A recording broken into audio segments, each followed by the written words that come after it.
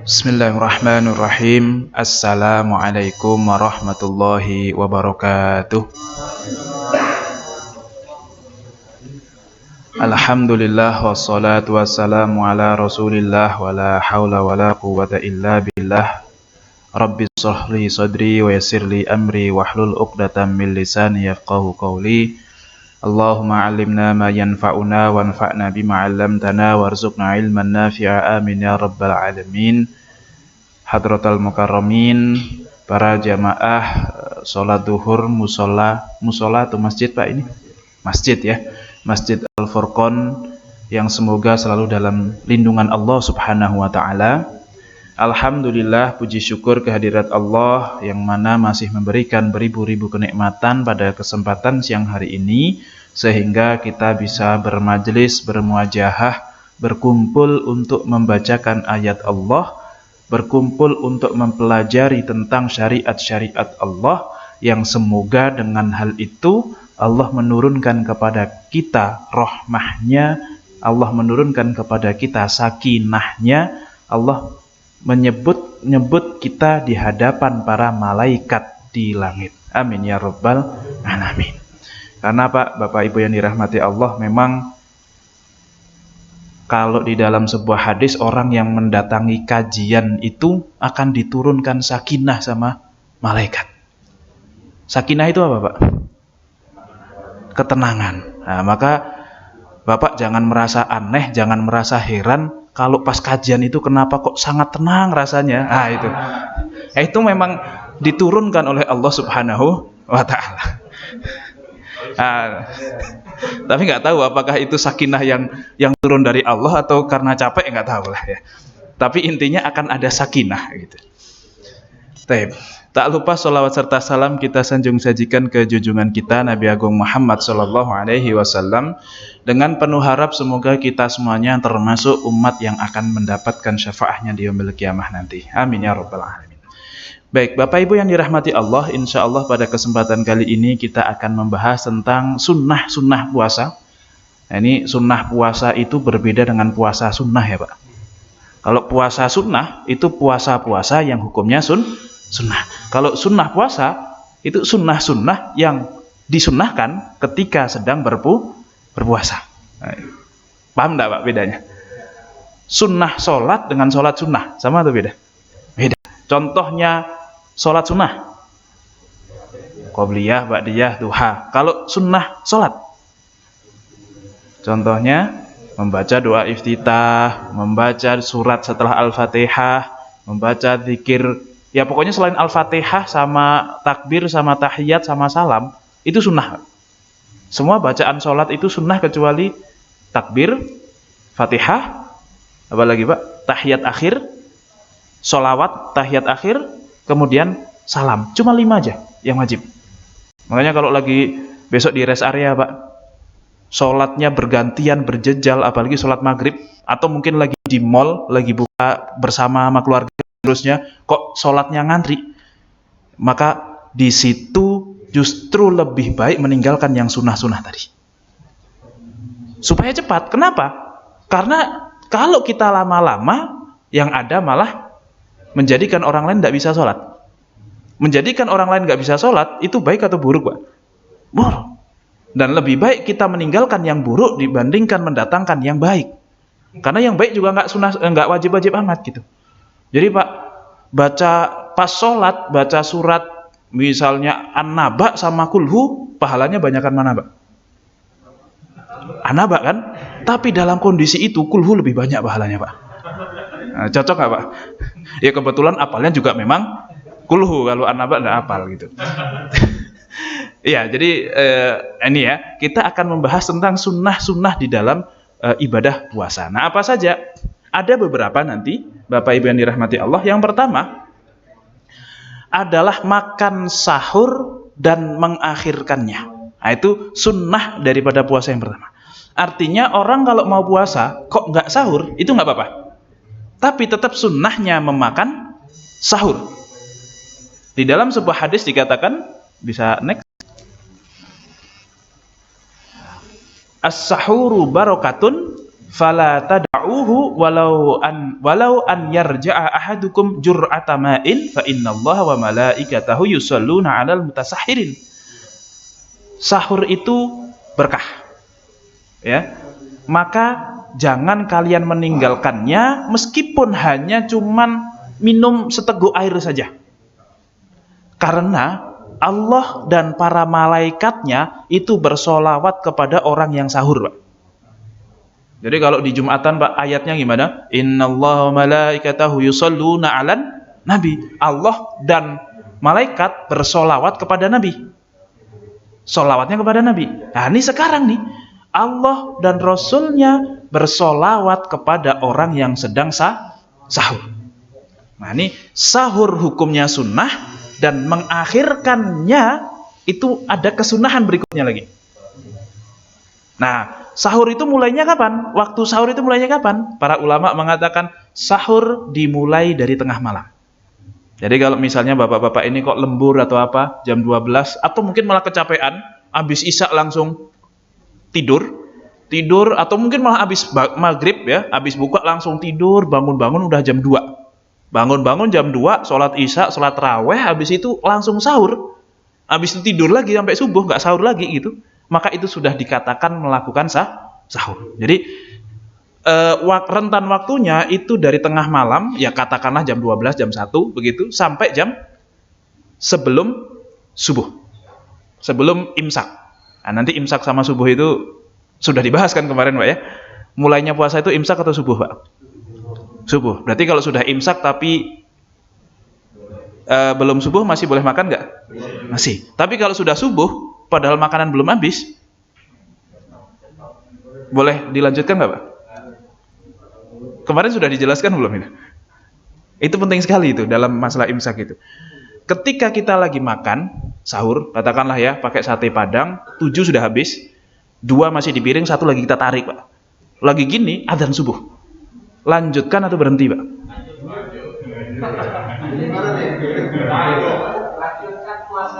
Lanjutkan puasanya. Minumnya belum, gimana gitu.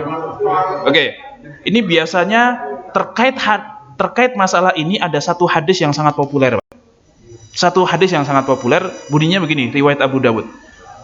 Man sami'a ahadukumun nida, barang siapa yang mendengarkan adzan.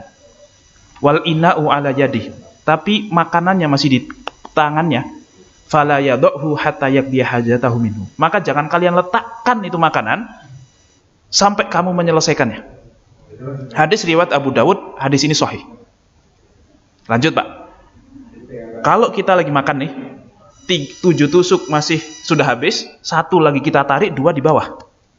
Lanjut atau berhenti, Pak?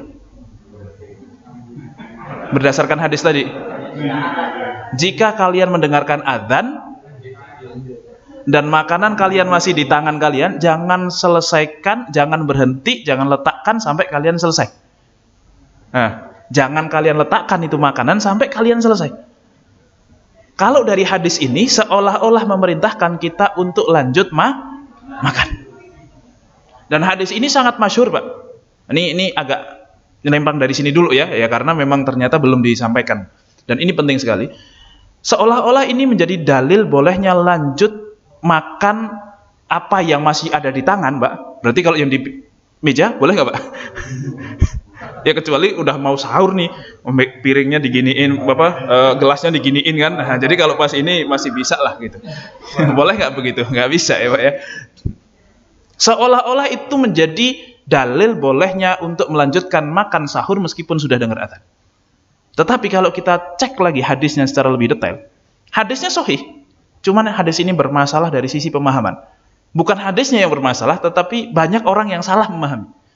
Seolah-olah hadis itu menjadi pemboleh orang untuk melanjutkan sahur ketika sudah adzan.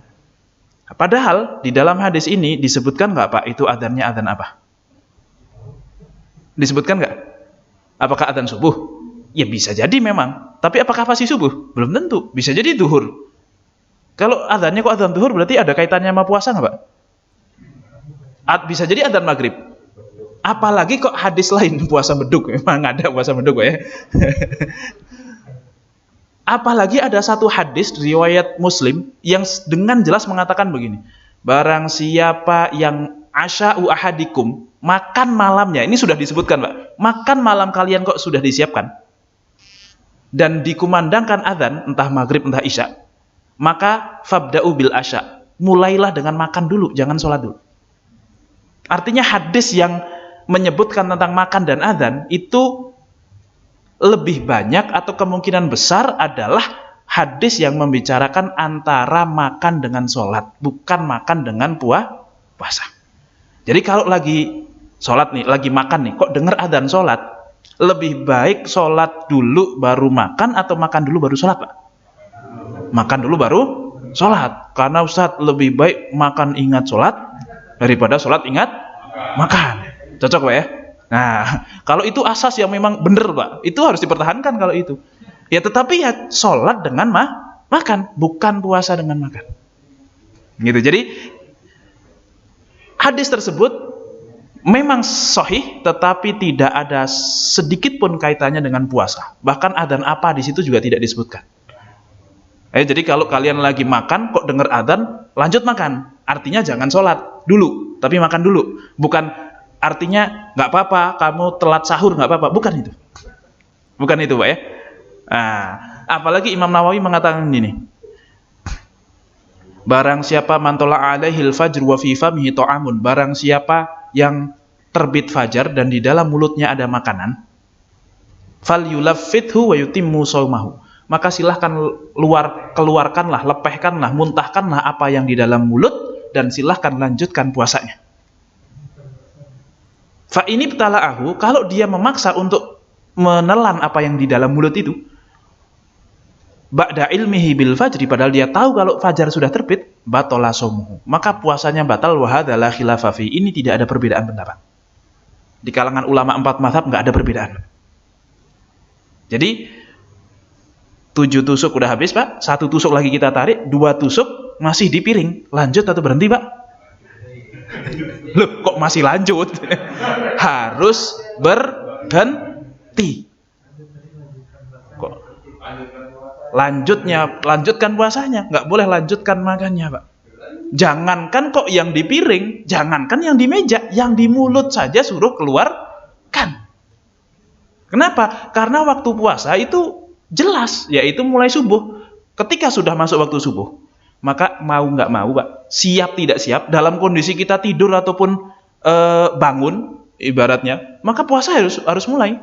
Sebagaimana kalau sudah maghrib, mau tidak mau, siap tidak siap, ada makanan atau tidak, membatalkan atau tidak membatalkan puasa kita, maka puasa kita udah selesai. Jadi waktu puasa itu nggak bisa digeser-geser, Pak. Gitu ya. Jadi nggak boleh kita kok melanjutkan lagi. Tapi Ustadz, mubadir Ustadz. Kalau memang mubadir ya silahkan itu yang ada di piring, taruh di kulkas, kemudian buat buka nanti. Bukan yang di piring, Ustadz, yang di mulut. Kalau yang di mulut kok mubadir, taruh di piring, masukin kulkas buat buka nanti. Loh, gini loh maksudnya.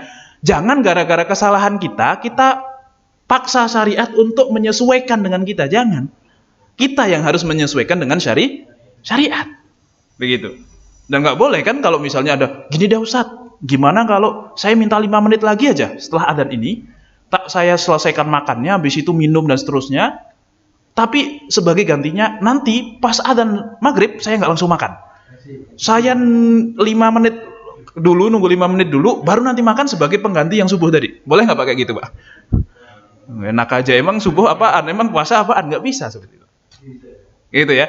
Oke. Jadi sahur itu batasannya sampai sebelum adzan subuh. Kalau sudah adzan subuh atau sudah terbit fajar, maka sudah tidak boleh untuk sahur lagi. Nah, sahur sendiri hukumnya sunnah, dan mengakhirkan sahur juga hukumnya sunnah. Tapi mengakhirkan yang jangan sampai ngeloncok tadi, Pak. Apa yang ngeloncok itu apa? Melewati, melampaui. Jangan sampai melampaui adzan. Gitu. Nah, kemudian apalagi dalilnya? La tazalu ummati bi khairin ma ajjalul fitra wa akharus sahur. Umatku dalam kondisi baik-baik saja selama dia mendahulukan buka puasa, mentakjilkan buka puasa. Takjil itu, Pak, dalam bahasa Arab artinya menyegerakan. Itu takjil. Jadi takjil itu bukan kurma ya Pak ya, bukan kolak, bukan. Takjil itu artinya menyegerakan berbuka, itu takjil, dan hukumnya takjil ya, pakai ain ya, bukan takjil pakai kaf ya. Tapi lidah Indonesia kan kebanyakan makan nasi uduk Pak ya, jadi ain susah, nggak apa-apa. Jadi berbuka secara cepat-cepat itu hukumnya sunnah. Tapi kalau nggak cepat-cepat juga nggak apa-apa, nggak harus kok langsung-langsung itu. Ya, oke.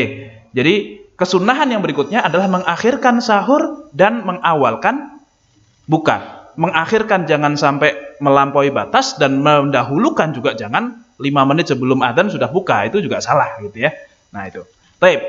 Kemudian yang berikutnya, faslu ma baina siyamina wa siyami ahlil kitab aklu sahur. Dalam hadis riwayat Muslim ternyata dikatakan perbedaan antara puasa kita dengan puasanya ahli kitab, itu mereka nggak makan sahur Pak.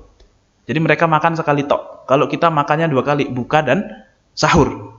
Mungkin ada sebagian orang yang 3 kali malah, buka, habis tarawih, sahur, kan gitu ya. Ya macam-macam lah. Tapi intinya minimal buka dan sahur. Itu umat Islam seperti itu. Baik.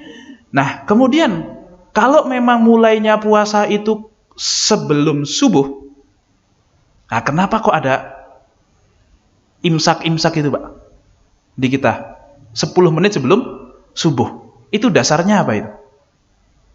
Dasarnya pertama untuk kehati-hatian ya, supaya nanti pas narik begini kok nggak adzan gitu ya. Kan kentang banget Pak ya, nanggung banget lagi gini kok adzan. Nah itu kan nggak bisa minum, ya seret gitu dan seterusnya. Maka dasarnya yang pertama adalah untuk ngasih jarak waktu. Yang kedua, nah ini karena ada sebuah hadis Pak. Hadis riwayat Bukhari dari Zaid bin Sabit, dia pernah berkata begini, dulu saya sahur bareng Nabi.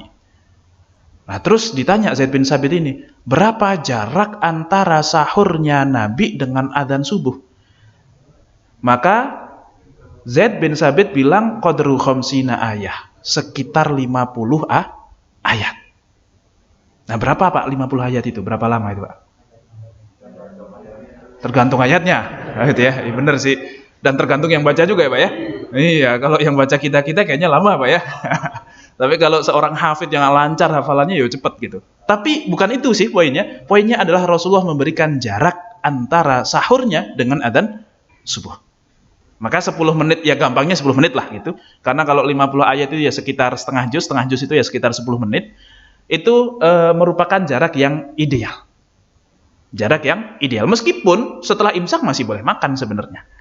Nah, maka dan memberikan jarak antara makan sahur dengan subuh 10 menit itu tidak dikategorikan sebagai orang yang tidak mengakhirkan sahur. Tidak keluar dari kategori orang yang mengakhirkan sahur. Dia tetap mendapatkan kesunahan sahur, mendapatkan kesunahan mengakhirkan sahur, dan mendapatkan kesunahan memberikan jeda antara sahur dengan adzan. Malah 3 kesunahannya. Nah, jadi oke, memang masih boleh makan sebenarnya kalau pas imsak, tapi tetap dikasih jeda supaya lebih santai, lebih aman, lebih nyaman. Dan ya cukup 10 menit saja Pak ya. Atau ya kalau yang memang 10 menit kelamaan, 5 menit ya nggak apa-apa lah. 5 menit. Asal jangan 20 menit ya Pak ya. 20 menit udah keburu ngantuk dulu kita. Ngantuk dulu malah nanti nggak subuhnya malah bablas dan seterusnya. Baik. Itu sahur dan mengakhirkannya. Kemudian yang berikutnya, kesunahan yang kedua adalah mempercepat iftar. Sebagaimana tadi dalam hadis Pak, wa yu'ajjilu al-iftar. Kalau berbukanya itu hukumnya wajib Pak. Berbuka itu hukumnya wajib. Tapi mempercepat buka itu hukumnya sunnah. Ya, jadi berbuka itu hukumnya wajib, tetapi mempercepat buka hukumnya sunnah. Kalau memang terjebak macet dan seterusnya, nggak ada makanan, nggak ada minuman begitu, nyampe rumah kok jam 10 malam, ya nggak apa-apa. Yang penting tetap buka, tetap makan di hari itu. Jangan sampai nyampe subuh kok nggak makan sama sekali, itu dosa. Meskipun puasanya sah, tapi tetap dosa. Karena buka itu wajib, dan mempercepat, menyegerakan berbuka itu hukumnya sunnah. Ya. Dan Rasulullah SAW itu kalau berbuka pakai rutop. Rutop itu kurma basah. Kalau nggak ada yang basah ya tamr. Tamr itu kurma kering. Ya kalau di kita itu kurmanya kering semua Pak. Kalau kurma basah itu ya Yang pernah umroh pasti tahu ya, yang masih matang, yang masih kelihatan buah lah gitu. Karena kalau kurma itu menurut sebagian orang udah bukan buah itu, Pak. Kurma yang kita tahu itu kan udah kayak bukan buah kan gitu ya. Nah, padahal itu buah, tapi ya memang bentuknya begitu, manis, nggak ada asam-asamnya dan seterusnya, maka seperti bukan buah. Kalau nggak ada, maka pakai air Rasulullah. Nah gitu. Jadi ada kesunahan bagi kita untuk berbuka pakai kurma. Nah, mungkin kalau Rasulullah cukup kurma saja, Pak. Tapi agak banyakan begitu. Nah kalau kita buka kok pakai kurma doang, Pak. Itu pas terawih kita semaput itu, Pak ya. Karena asam lambung ini naik kan gitu ya. Tidak terbiasa dengan kurma. Rasulullah makanan pokoknya kurma lah. Kita kan lontong ya, Pak ya. Jadi lain. Tapi ya nggak apa-apa, tetap kurma dulu lah sebagai ittiba'an li sunnati Rasulillah sallallahu alaihi wasallam. Baik. Kemudian yang berikutnya memperbanyak ibadah sunnah. Ibadah sunnah itu nanti macam-macam, ya sedekah, ya zikir, ya baca Quran, ya iktikaf. Nah ini Pak, ini kalau ternyata masjid Pak, berarti kita ada kesunahan di sini ini untuk iktikaf. Dan setiap kali masuk masjid ini, berarti sunnah untuk niat iktikaf. Berarti sudah niat iktikaf belum nih Pak hari ini Pak? Di masjid ini. Nah kalau ternyata ini masjid, kalau memang ini masjid, ya ada kesunahan iktikaf. Kalau masuk sini, niatin iktikaf Pak. Meskipun katakanlah ya ini di luar ngaji Pak ya, di luar ngaji. Zuhur ke sini niat iktikaf, setelah sholat zuhur, sholat sunnah, habis sholat sunnah nggak baca Quran Pak, nyender tidur. Tapi udah niat iktikaf, itu tidur yang berpahala Pak. Karena dia dalam kondisi iktikaf. Padahal tidur tuh Pak. Nah, jadi niat itu membedakan antara yang ibadah sama yang tidak ibadah. Padahal mungkin ada dua orang sama-sama masuk ke sini tidur untuk istirahat, tapi di luar jam ngaji ya Pak ya. Kalau ngaji ya bukan tidur itu. Saya kira itu lagi saking menghayati atau saking sakinahnya tadi Pak ya. Saking sakinahnya tadi itu. Di luar jam kantor ada yang satu tidur, yang satu juga tidur, tapi yang satu niat, yang satu nggak niat. Yang satu dapat pahala, yang satu tidak dapat pahala. Iktikaf. Nah, jadi memperbanyak ibadah sunnah karena Rasulullah Shallallahu Alaihi Wasallam itu setiap malam Ramadan ngaji sama Jibril, setoran sama Jibril, setoran Quran, setoran Al-Quran, darus Pak. Kalau kita darus, tadarusan itu. Nah, namanya tadarus itu apa? Tadarus itu nggak cuma baca sebenarnya. Tadarus itu artinya mempelajari, saling mempelajari. Jadi yang satu baca, yang lain nyimak, yang satu baca, yang satu nyimak, gitu.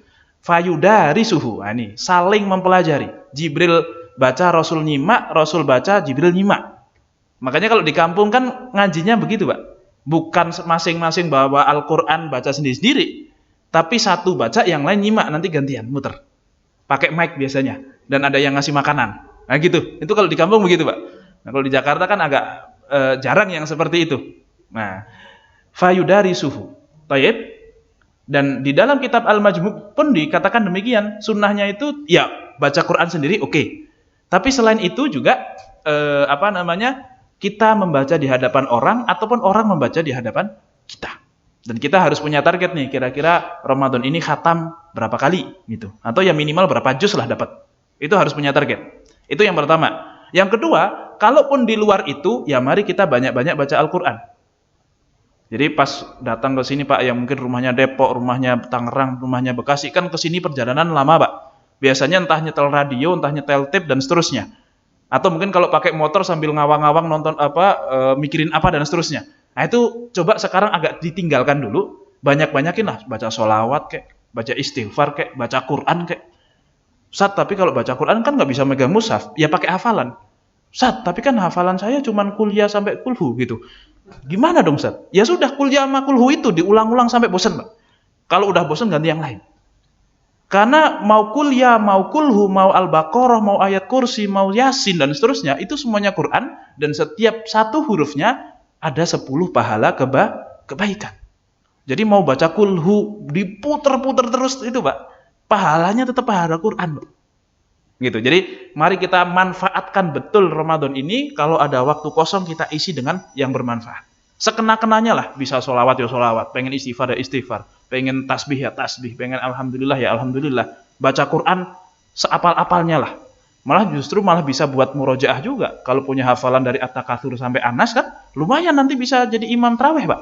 Kan gitu. Kan kalau imam tarawih 23 itu kan rakaat pertama At-Takatsur, terus kulhu, Al-Asr, kulhu ke bawah. Dan itu tidak semua orang hafal loh Pak. Tidak semua orang hafal urutannya gitu. Nah, makanya lumayan juga buat murojaah. Oke, jadi memperbanyak ibadah sunnah.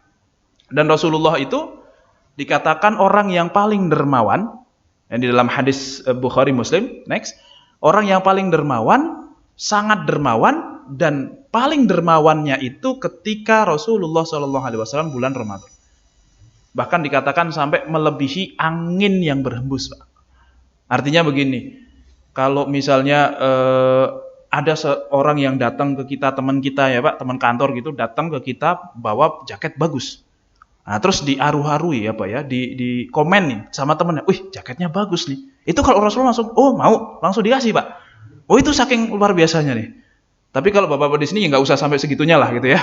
Itu nanti diambil kesempatan sama teman-teman gitu, dimanfaatin sama teman-teman. Tapi minimal Rasulullah itu seperti itu gambarannya. Sehingga dan lebih dermawan lagi ketika bulan Ramadan memang.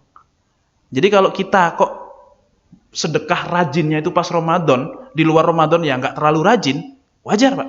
Wong Rasulullah pun itu rajin di luar Ramadan dan lebih rajin lagi ketika Ramadan.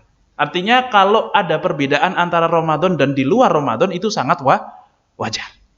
Baik. Itu kesunahan yang ketiga, memperbanyak ibadah sunnah. Kemudian yang berikutnya menahan diri dari hawa nafsu. Ya, di dalam sebuah hadis dikatakan, man lam yada' qaula zur wal amalu bihi falaysa lillahi hajatun fi an yada'a ta'amahu wa syarabahu. Barang siapa yang tidak meninggalkan perkataan bohong dan kotor dan mengamalkannya, maka Allah tidak membutuhkan darinya meninggalkan makanan ataupun minumannya. Allah tidak membutuhkan puasanya.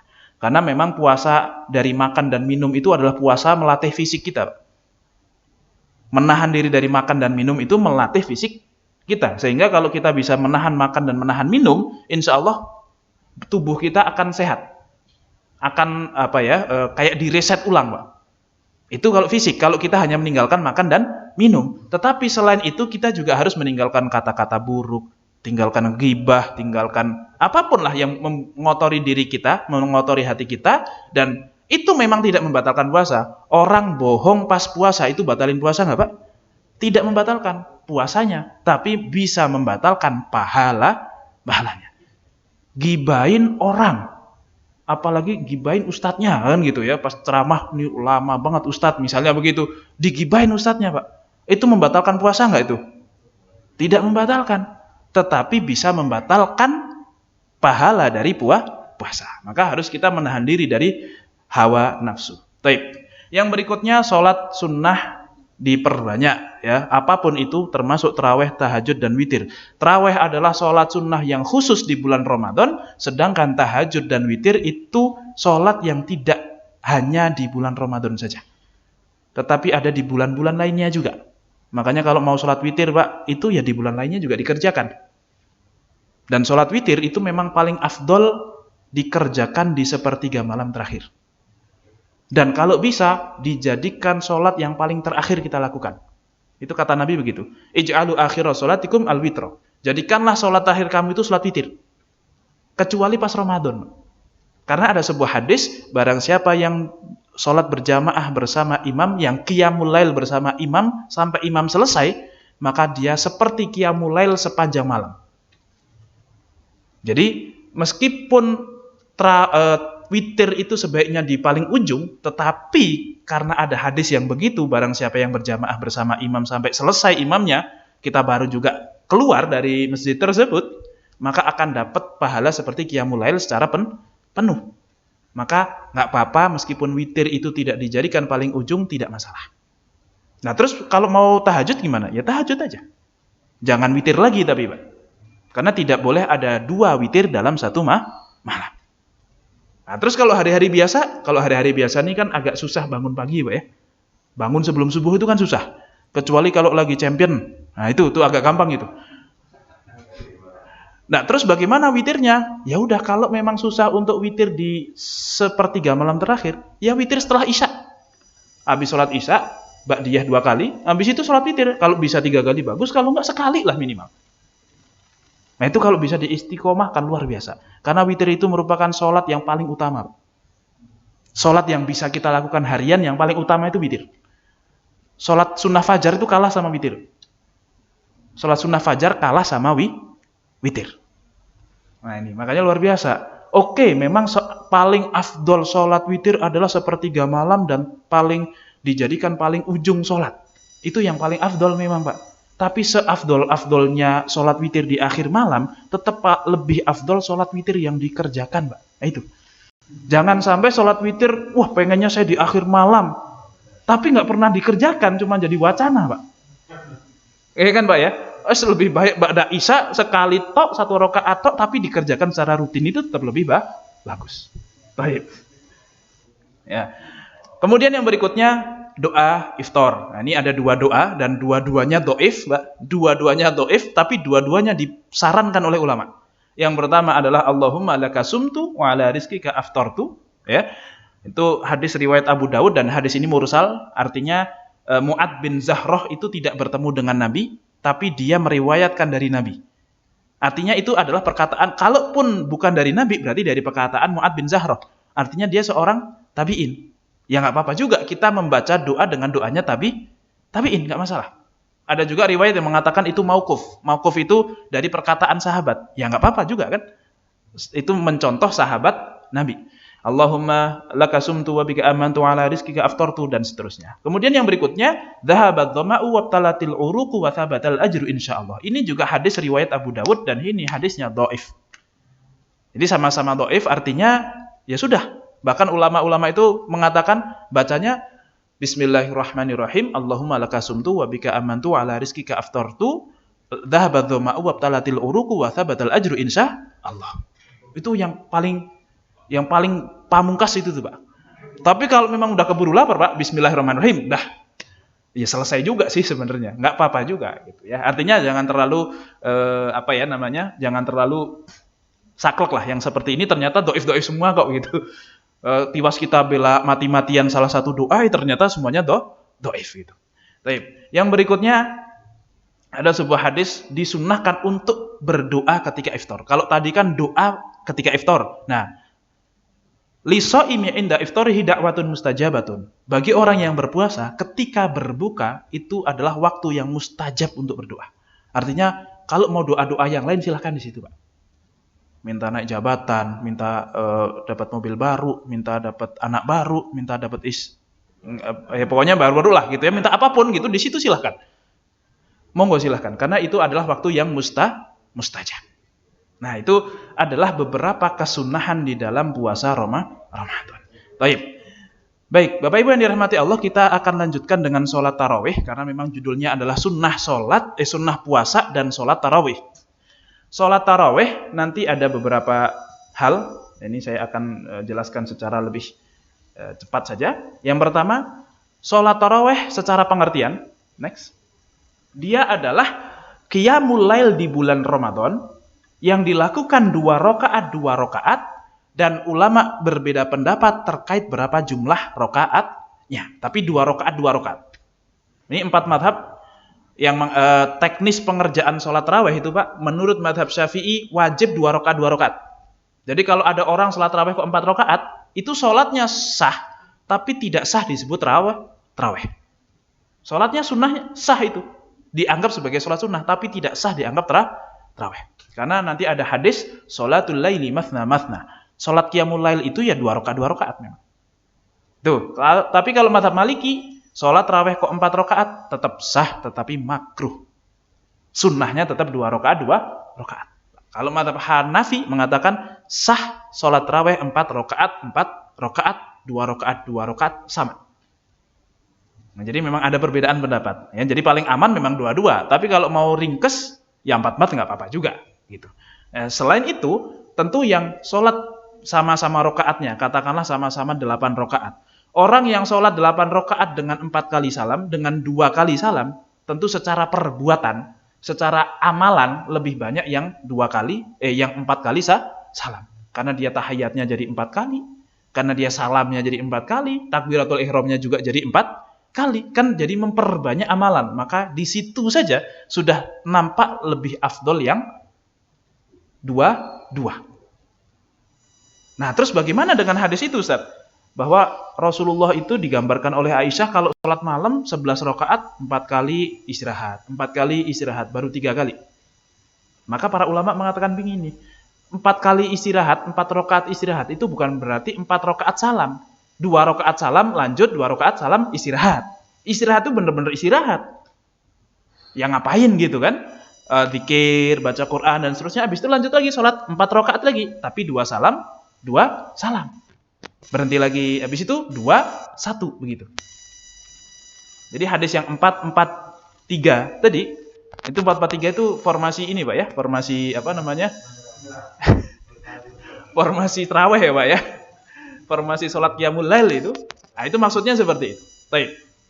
Kemudian yang berikutnya, masyru'iyahnya. Ini masyru'iyahnya saya langsung ceritakan saja.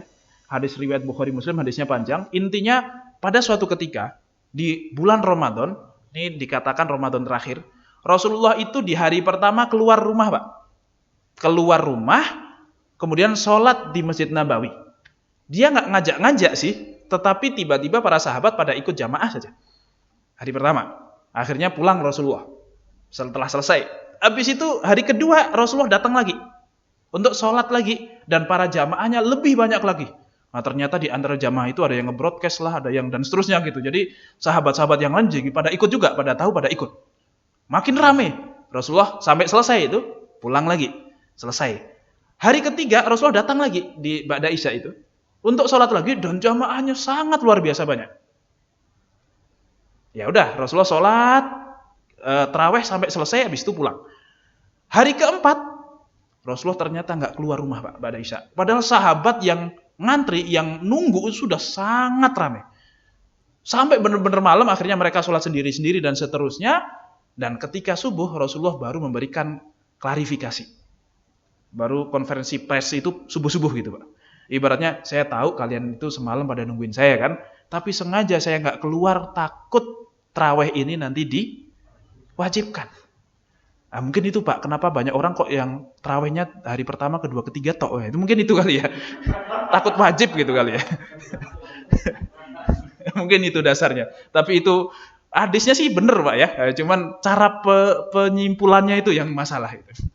Nah, itu adalah dasar daripada tarawih dan setelah itu Rasulullah tidak pernah tarawih lagi sampai beliau wafat. Nah, dan berapa rakaat Rasulullah tarawih yang 3 hari itu? Berapa rakaat, Pak? Tidak ada satupun yang tahu. Karena memang tidak diriwayatkan sampai kita.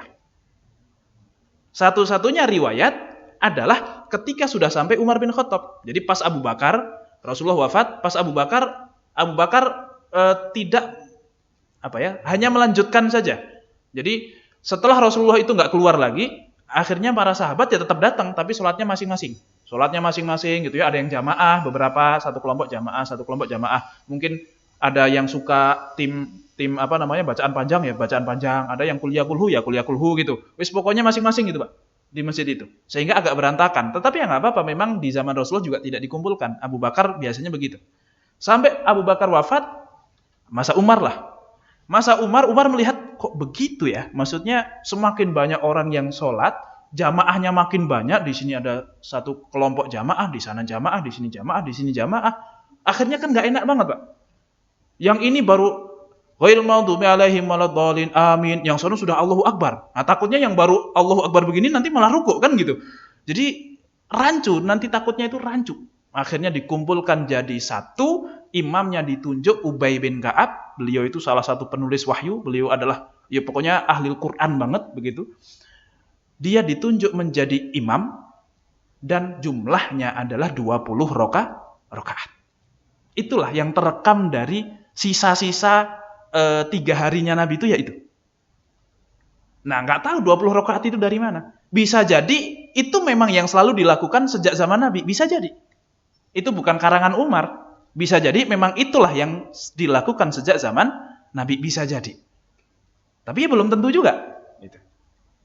Ya artinya tidak ada hadis yang qat'i yang menyebutkan berapa jumlah rakaat 3 hari yang dilakukan oleh Rasulullah itu. Tidak ada. Tidak ada sama sekali. Nah terus bagaimana Ustaz dengan hadis riwayat Aisyah yang Rasulullah tidak menambahkan di sholat tarawih itu Rasulullah tidak pernah menambahkan sholat malam lebih dari 11 rakaat, baik di Ramadan ataupun di luar Ramadan. Pertanyaannya, Pak, sholat tarawih itu ada nggak di luar Ramadan? Kan nggak ada. Berarti Aisyah ngomong 11 rakaat, itu konteksnya sedang membicarakan tarawih atau bukan? Kira-kira sholat apa yang ada di bulan Ramadan dan di luar Ramadan?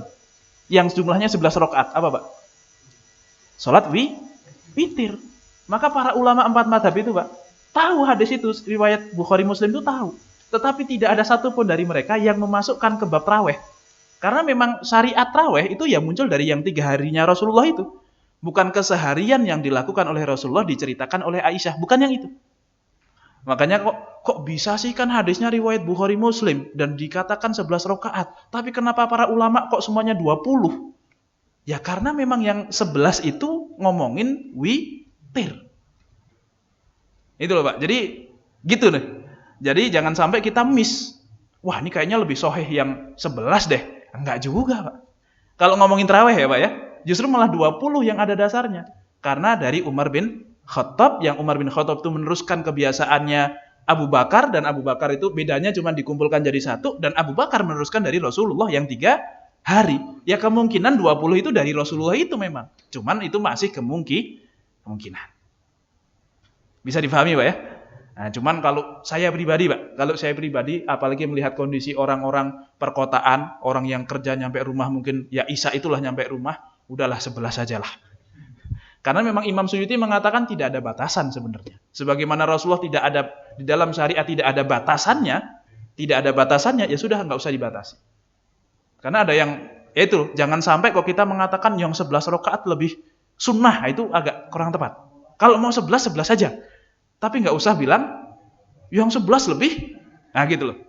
Ya nggak apa-apa juga sih kalau mau berpendapat seperti itu, toh itu pendapat kan gitu Pak ya. Tetapi kita sebagai orang-orang yang sudah ngaji dan ngerti ilmunya para ulama, nah ternyata 4 mazhab itu semuanya mengatakan 20. Bahkan nanti mazhab Maliki mengatakan 36 Pak. Mau 36 dari mana lagi? Nah, nanti saya ceritakan. Baik, sebentar lagi Pak, dikit lagi. Ya, jadi tarawih itu bukan tahajud, sedangkan qiyamul lail Rasulullah sudah biasa melakukannya. Dan tarawih itu kalau tadi ya Pak ya, next lagi, dilakukan oleh Nabi, kemudian ditinggalkan, dihidupkan kembali di masa Abu Bakar, kemudian diteruskan oleh Umar. Itu adalah tarawih. Kemudian yang berikutnya, secara hukum. Next lagi. Secara hukum, yang pertama disunnahkan untuk berjamaah. Jadi memang sunnahnya untuk berjamaah. Ya, tarawih itu sunnahnya berjamaah, mau dengan siapapun, di masjid boleh, di rumah boleh, dan seterusnya. Tentu di masjid semakin banyak jamaah semakin bagus. Karena kalau di masjid Pak, insya Allah bacaannya agak panjangan dikit. Kalau di rumah karena ngimamin sendiri Pak, ya bacaannya pasti itu-itu aja kan gitu ya. Bahkan rakaat pertama, kedua, ketiga, keempat sama semua. Karena nggak kreatif. Pusing lah mikir surat, udah ya at-takatsur sama kuliah aja udah. 1, 2, 3, 4 semuanya itu. Ya nggak apa-apa juga. Bahkan dulu sahabat ada yang setiap rakaat tuh baca kulhu, Pak.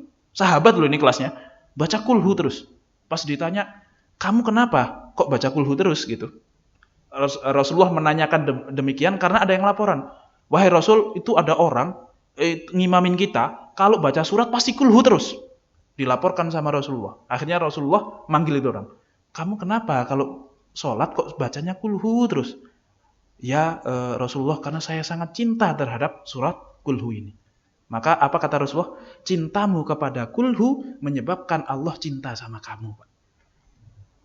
Jadi Pak, kalau yang terbiasa kulhu itu kalau sahabat tadi Pak, karena dia memang milih kulhu padahal dia punya pilihan yang lain Pak. Kalau kita kan bukan karena memang cinta sama kulhu, nggak ada pilihan kan gitu ya. Emang apalnya kulhu, jadi ya lain gitu ya. Ya tapi semoga tetap kecipratan cintanya Allah Subhanahu wa taala. Baik. Tapi tetap juga boleh untuk sendirian di rumah dan harus dilakukan setelah sholat Isya, Pak.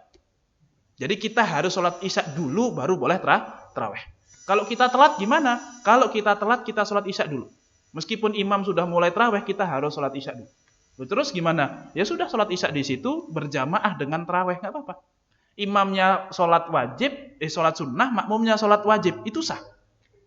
Cuman kan dia 2 rakaat Ustaz. Ya sudah, dia 2 rakaat salam, kita kayak masbuk aja. 2-nya nambah sendiri. Nah, habis itu baru ikut bersama imam untuk sholat tarawih. Ya, nanti kurangannya nambah di akhir lah sendiri. Ya, tapi harus sholat isya dulu. Kalau kita belum sholat isya, maka sholat tarawih kita tidak sah sebagai sholat tarawih, meskipun sah sebagai sholat sunnah mutlak biasa.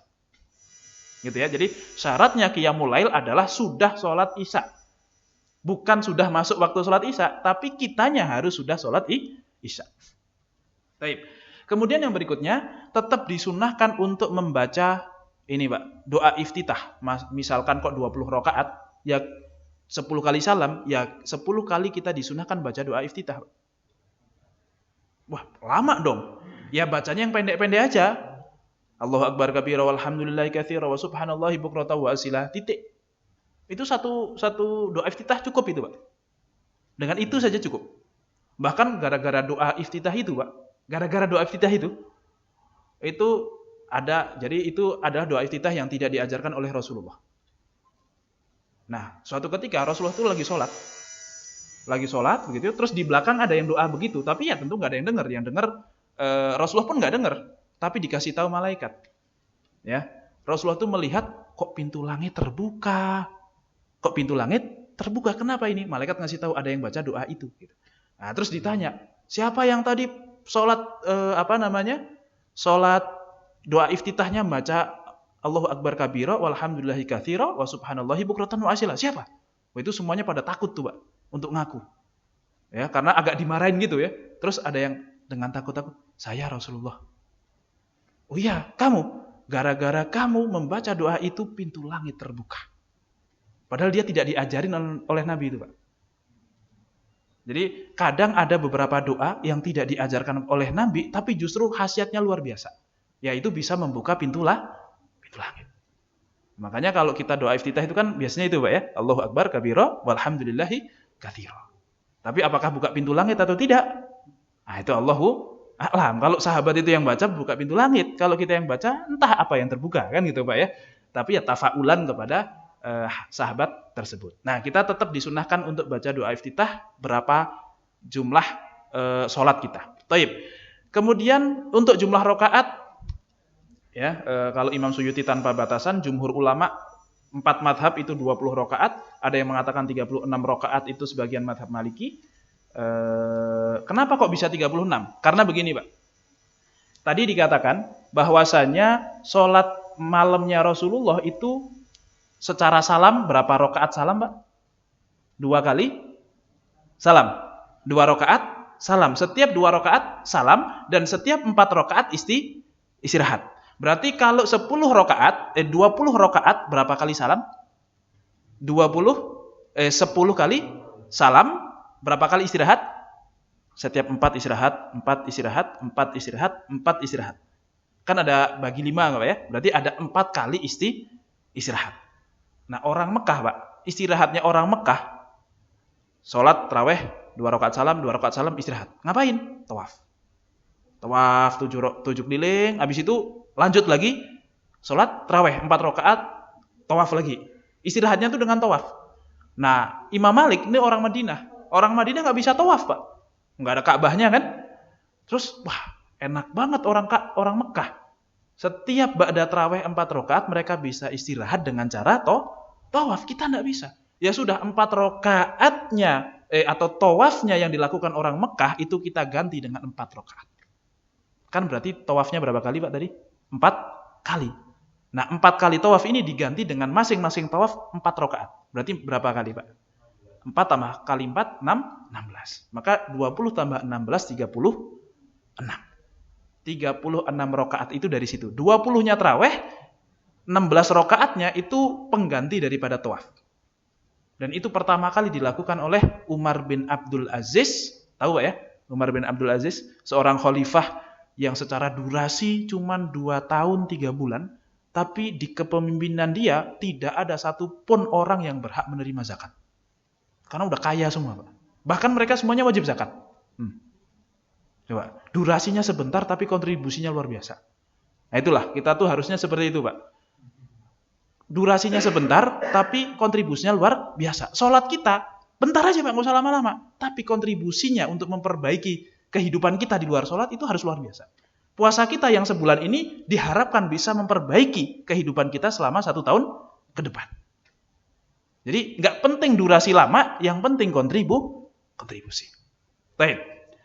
Oke, itu adalah tentang jumlah rakaat daripada sholat tarawih ya. Jadi ya memang paling tepat 20 rakaat sebenarnya yang paling ideal dari zaman dulu sampai zaman sekarang. Kalau mau lebih juga silahkan, mau kurang juga silahkan. Wong enggak sholat tarawih juga tidak masalah kan begitu Pak ya. Cuman ya pantasnya orang puasa ya tarawih kan gitu Pak ya, masa enggak. Minimal di awal sama di akhir lah, atau minimal 3 kali tadi. Kayak beberapa orang yang menggunakan hadis Nabi sebagai ini Rasul aja tarawihnya 3 kali, saya 3 kali aja lah kayak Rasul. Ya Rasul tarawihnya karena ada alasan kan gitu ya. 3 kalinya karena ada alasan. Saya juga ada alasan Ustaz. Kenapa? Ke mall buka bersama gitu ya. Monggo silahkan. Taib, itu mengenai sholatut tarawih dan saya kira cukup sampai di sini saja ya. Ini sebenarnya masih banyak lagi keterangan-keterangan tapi saya cukupkan sampai di sini saja.